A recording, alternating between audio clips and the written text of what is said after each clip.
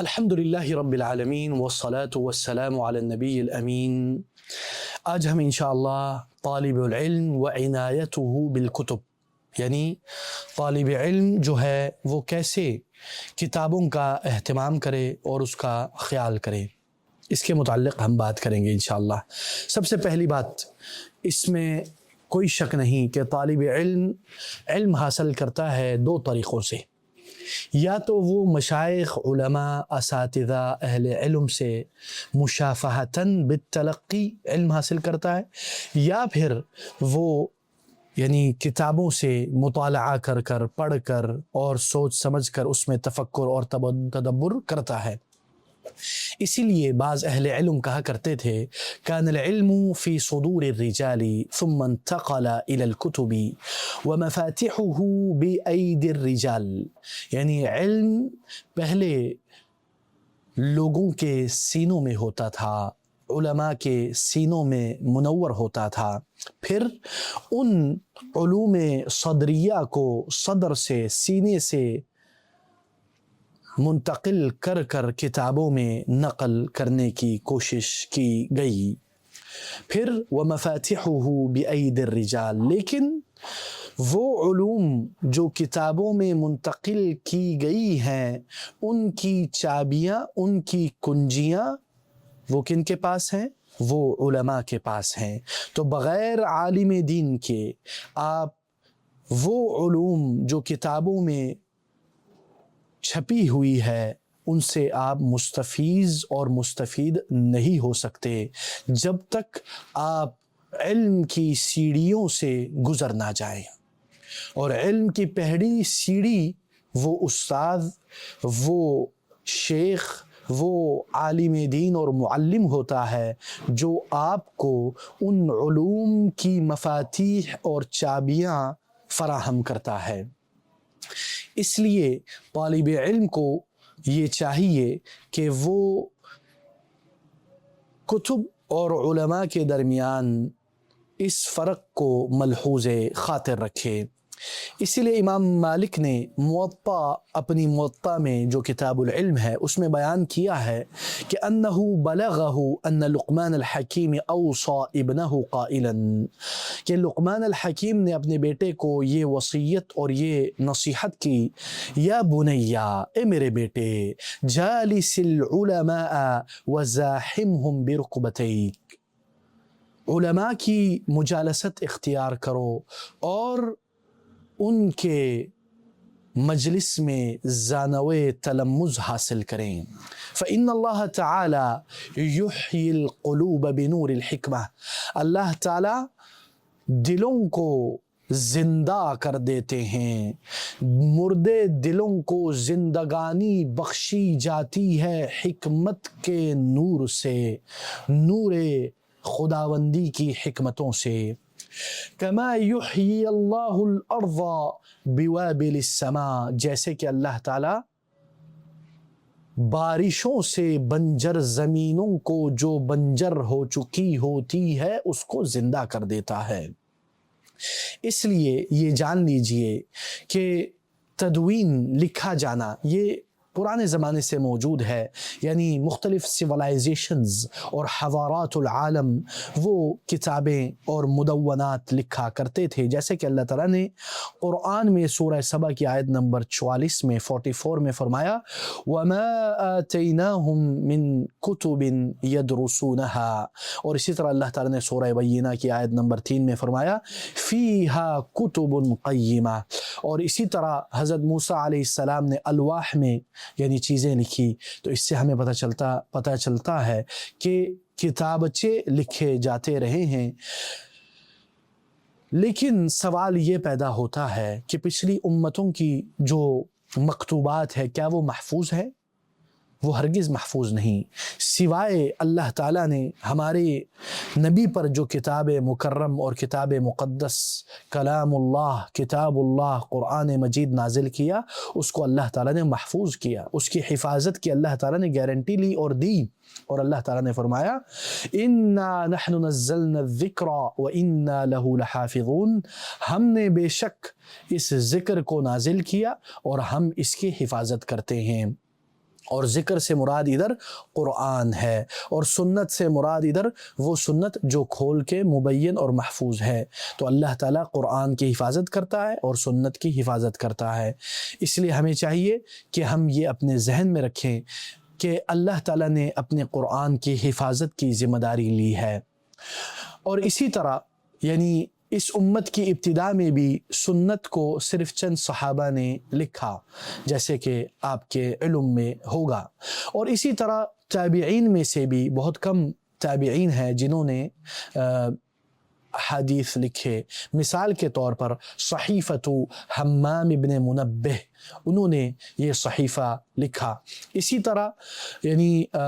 رسول اللہ صلی اللہ علیہ وسلم کے جو بعض خطوط اور رسائل تھے مختلف بادشاہوں اور امراء اور اپنے عمال کی طرف، تو وہ بھی محفوظ ہیں۔ اسی طرح خلفائے راشدین کے بھی اور صحابہ کے بھی بعض مصنفات اور جو مکتوبات ہیں وہ محفوظ موجود ہیں۔ اسی لیے یعنی علماء نے اپنے طلباء کو اس چیز کی ترغیب دی کہ وہ کتاب کی حفاظت کریں اور کتاب کا خیال رکھیں، اور نسخ الکتب، ایک کتاب دوسرے کتاب میں منتقل کرنے کے لیے پرانے زمانے میں پوری کتاب ایک طالب علم خود بخود لکھا کرتا تھا، نہ کہ وہ کسی اور کی مدد سے یا کتابوں کو چھاپا جانے کا کوئی طریقہ کار موجود تھا۔ اس لیے طالب علم کو چاہیے کہ وہ جانے کہ کتابوں کے ساتھ کیسے تعامل کیا جاتا ہے اور کتابوں کی کیا آداب ہیں۔ تو آگے شیخ فرماتے ہیں آداب الطالبی مع الکتاب، کہ طالب علم کتب کے ساتھ کن آداب کو مد نظر رکھے۔ نمبر 1، ترتیب المکتبۃ بحسب العلوم۔ اگر اس کے پاس ایک لائبریری ہے تو وہ اس لائبریری میں جو کتابیں ہیں اس کی ترتیب کو ملحوظ خاطر رکھے اس علوم اور فنون کی بنیاد پر، یعنی تاکہ جب اس کو کسی مسئلے کی ضرورت ہو تو وہ بآسانی اس کتاب تک پہنچ سکے، جیسے کہ وہ ایک شیلف میں یا ایک خانے میں کتب التفسیر کو جمع کر لے، پھر ایک خانے میں کتب الحدیث کو جمع کر لے، پھر ایک خانے میں اصول الحدیث، اور اسی طرح اصول الفقہ اور فقہ اگر مختلف مذاہب کے ہیں، یا کسی اور ترتیب سے، لیکن ایک مرتب چیز ہو، ایک ترتیب شدہ چیز ہو کہ طالب علم کو پتہ ہو کہ یہ کتاب جو مجھے چاہیے وہ کس خانے میں ہوگی، اور دوسری علم اور دوسرے فن کی کتاب وہ کون سے شیلف میں موجود ہوگی، تاکہ اس کے لیے آسانی ہو۔ اور کتابیں 2 قسم کی ہوتی ہیں، ایک کتب و رسائل صغیرہ، یعنی چھوٹی کتابیں، رسائل صغیرہ چھوٹی رسائل، ایک کتب کبیرہ بڑی کتابیں جس کے مجلدات بہت زیادہ ہے، جو انسان بآسانی دیکھ سکتا ہے۔ مثال کے طور پر مجموع فتاوی شیخ الاسلام ابن تیمیہ اگر ایک شیلف میں موجود ہو تو ایک دم پتہ چلتا ہے کہ یہ مجموع الفتاوی ہے۔ اسی طرح مثال کے طور پر الموسوعۃ الفقہیہ الکویتیہ، یہ اگر ایک اس میں پتہ چل جاتا ہے۔ اسی طرح مجموع الشیخ، موسوعۃ الشیخ العلامہ عبد الرحمن الیمانی، اسی طرح مثال کے طور پر مختلف جو رسائل ابن رجب، تو آپ کو پتہ چل جاتی کہ بہت سارے، کیونکہ یہ کتب کثیرہ ہے، بہت سارے مجلدات ہیں، تو اگر وہ اس کو ترتیب سے نہ رکھے تو کوئی حرج نہیں، اس کو پتہ چل جائے گا کہ یہ فتاوی ہے، یہ ابن رجب ہے، یہ معلمی کی کتابیں ہیں، ٹھیک ہے جی۔ اسی طرح اگر مختلف رسائل فقہیہ ہے یا چھوٹی کتابیں تو وہ اس کو بھی اپنی ایک ترتیب سے رکھے اور ان چیزوں کا خیال رکھے۔ دوسری چیز شیخ نے اس طرف بھی اشارہ کیا ہے کہ اہتمام طالب العلم بالنسخ المصححہ، یعنی طالب علم اس چیز کا خیال رکھے کہ وہ جس ایڈیشن، جس نسخے کو حاصل کرنا چاہ رہا ہے وہ سب سے اچھا اور بہترین نسخہ ہو، یعنی لیٹسٹ اور بیسٹ ایڈیشن ہو، یعنی اس میں کوئی کمی بیشی یا اس میں کوئی مسئلہ نہ ہو، ورنہ انسان کئی بار یعنی قدم یا قدیم یا پرانی ایڈیشنز کو خریدتا ہے اور وہ اس کو پڑھ بھی نہیں پاتا، استفادہ تو دور کی بات ہے، کیونکہ اس زمانے میں خطوط بڑے چھوٹے ہوتے تھے۔ مثال کے طور پر آج کل کوئی کہتا ہے کہ مجھے فتح الباری کا نسخۃ البولاق السلطانیہ سب سے قدیم نسخہ چاہیے، بڑی خوشی سے وہ ڈھونڈتا ہے لیکن اس طالب علم میں وہ ملکہ یا وہ مہارت یا وہ فن نہیں ہے کہ وہ اس قدیم نسخے کو پڑھ سکے۔ شوق اور ذوق اپنی جگہ، لیکن جیسے کہ کہتے ہیں کہ انسان کو چادر دیکھ کر پاؤں پھیلانا چاہیے، تو طالب علم کے لیے ضروری ہے کہ وہ طبعات الکتب اس کا خیال رکھے، اور یہ نہ کرے کہ وہ ایسا ایڈیشن خریدے جس سے وہ مایوس ہو اور بعد میں پچھتائے اور حسرت بری نگاہوں سے اپنے ان پیسوں کی طرف دیکھے کہ وہ جو اس کو لگے گا کہ وہ ضائع ہو گئے، کیونکہ وہ اس نسخے سے استفادہ حاصل نہیں کر سکتا جس کو اس نے بڑے ذوق شوق سے خریدا۔ اس لیے طلبۃ العلم کو یہ چاہیے کہ وہ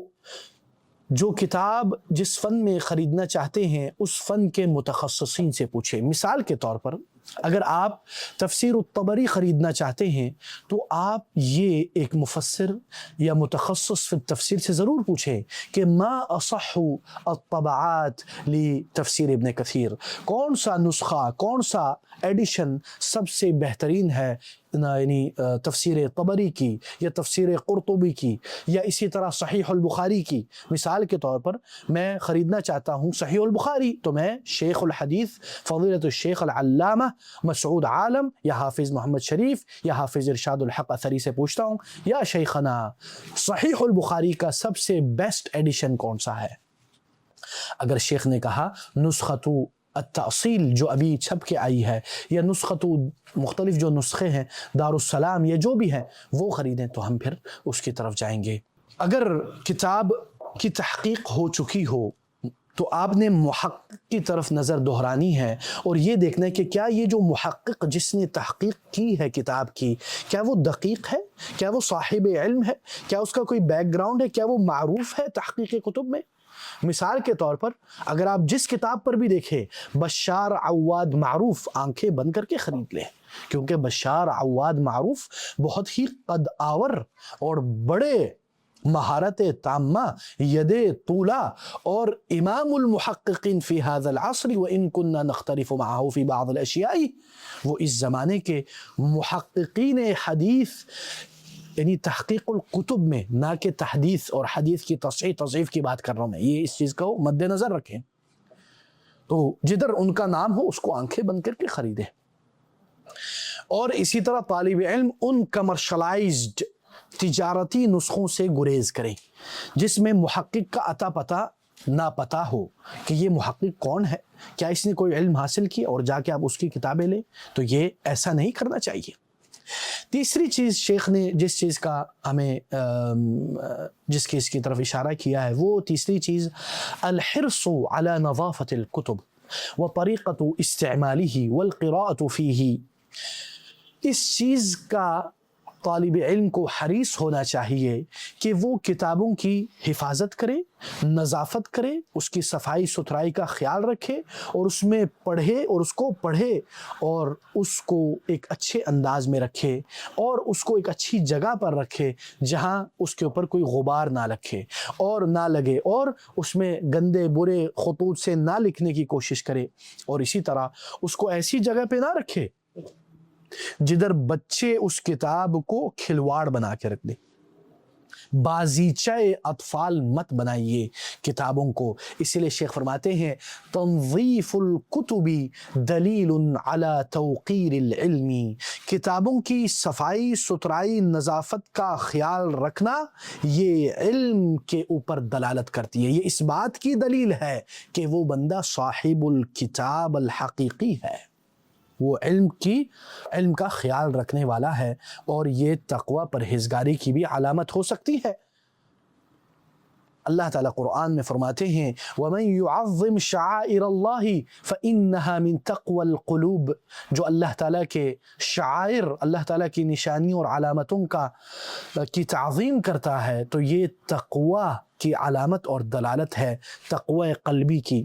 تو اس لیے طالب علم کو چاہیے کہ وہ کتابوں کا خیال رکھے اور اس کو یعنی نعوذ باللہ بوق نہ بنائے۔ لا تجعل کتابک بوقا ای صندوقا، یعنی اس کتاب کو آپ نے بغلگیر لا ابالی پن میں نہیں رکھنا اور نہ اس کو صندوقچہ بنانا ہے کہ بھائی جان نعوذ باللہ جیسے کہ آج کل بعض لوگ کرتے ہیں، قرآن میں اپنے پیسوں کو محفوظ کرتے ہیں یا کسی علمی کتاب میں پیسے رکھتے ہیں۔ یہ کلام اللہ ہے، یہ آپ کا صندوقچہ نہیں ہے، یہ کتاب اللہ ہے، یہ کتاب الحدیث ہے، اس لیے ان چیزوں کا خیال رکھنا چاہیے۔ اسی طرح کتابوں کے اوپر ہمارے معاشرے میں کوئی گلاس رکھنا اور یا مشروبات کی چیزیں رکھنا یا اس کے اوپر دسترخوان بچھا کے کھانا کھانا یا اس کو نعوذ باللہ کچھ لوگ آج کل بیک گراؤنڈ وہ بنانا، بیک گراؤنڈ کیا بولتے ہیں اس کو، بیک گراؤنڈ بنانا کیمرے کے لیے، صرف اس لیے کتب کو رکھا ہے کہ وہ زینت ہے، زینت کا سامان بن کے رہ گیا۔ یا پھر نعوذ باللہ کتاب کے اوپر لیپ ٹاپ رکھنا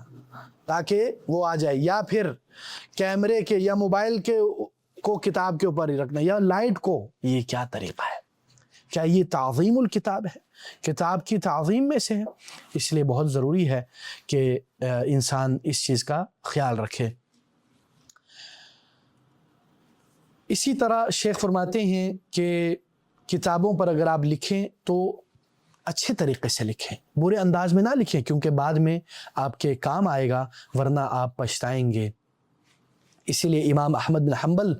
رحمہ اللہ نے جب دیکھا کہ حنبل ابن اسحاق بہت ہی دقیق خط سے، بہت چھوٹے خط سے لکھ رہے ہیں تو کیا کہا؟ لا تفعل، اس طرح مت کرو، احوج ما تکون الیہ یخونک، جب تم سب سے زیادہ اس تعلیقات، اس حاشیے کی ضرورت میں ہوگے تو تب تم اس سے فائدہ حاصل نہیں کر پاؤ گے۔ اس لیے یعنی طلبۃ العلم کو اس چیز کا خیال رکھنا چاہیے۔ اور چوتھا ادب جو شیخ نے جس چیز کی طرف اشارہ کیا ہے وہ یہ ہے کہ ان ينتخب طالب العلم فوائدا من الكتاب الذي يقرأه ويجعلها في دفتر خاص عنده او يشير اليها في ديباجة الكتاب، یعنی وہ کہتے ہیں کہ طالب علم کو چاہیے کہ وہ جب کوئی کتاب پڑھے اس کے فوائد کے لیے الگ سے دفتر، الگ سے کاپی ہو، یا اسی کے اوپر وہ حاشیے میں یا شروع میں اشارہ کر دے تاکہ وہ اس کے لیے ایک فہرست کے مانند ہو، تاکہ جب ضرورت ہو تو وہ اس سے فائدہ حاصل کر سکے۔ اسی طرح انسان کو چاہیے کہ مثال کے طور پر شیخ فرماتے ہیں، اپنے ایک واقعہ ذکر کرتے ہیں کہ ایک کتاب الفضل المبین علی عقد الجوہر الثمین وهو شرح الاربعین العجلونیہ لجمال الدین القاسمی، یہ کتاب جمال الدین القاسمی کی ہے جو شرح ہے۔ بولتے کہ ایک بار میں نے دیکھا اپنے مکتبے میں اس کتاب کو، اور میں نے اس کو تقریباً 10 سال پہلے پڑھا تھا، تو جب میں نے اس کے شروع میں دیکھا تو اس میں بہت سارے فوائد تھے، یعنی 90 سے زیادہ فوائد تھے، یعنی 190 سے زیادہ، تو ان میں سے بعض میں بھول چکا تھا۔ تو بجائے کہ میں پوری کتاب پڑھوں تو میں نے کیا کیا، میں نے پورے کے پورے فوائد کو پڑھا اور اس سے فائدہ اٹھایا، اور ان میں سے کئی کو میں نے الگ سے یعنی جگہ پر لکھ دیا۔ اسی طرح شیخ فرماتے ہیں کہ بہت سارے علماء اس طرح کیا کرتے تھے۔ اسی لیے علماء کیا کہتے ہیں، الفہم عرض یطرأ ویزول، جو فہم ہے، انسان کی سمجھ بوجھ ہے، وہ آتی جاتی رہتی ہے، لیکن والکتابۃ قید، لیکن جو لکھنے والی چیز ہے وہ قید ہے، اس کو آپ نے قید کر لیا، اس کو آپ نے پکڑ لیا، اس کو آپ نے اپنے شکنجے میں دبوچ لیا کہ وہ آپ کے پاس رہے گی۔ تو اس لیے اللہ تعالیٰ سے دعا گو ہوں اللہ تعالیٰ ہمیں کتابوں کی حفاظت، کتابوں کا احترام، کتابوں کی نظافت، صفائی، اس کے ایڈیشنز، اس کے محققین اور ان سارے چیزوں کا اللہ تعالیٰ ہمیں خیال رکھنے کی توفیق عطا فرمائے۔ انشاءاللہ اگلی نشست میں آپ کو کتابوں کی باقی آداب پیش کی جائے گی، ہمارے ساتھ رہیے گا۔ سبحانک اللہم بحمدک، اشہد ان لا الہ الا انت، استغفرک و اتوب الیک، والسلام علیکم ورحمۃ اللہ وبرکاتہ۔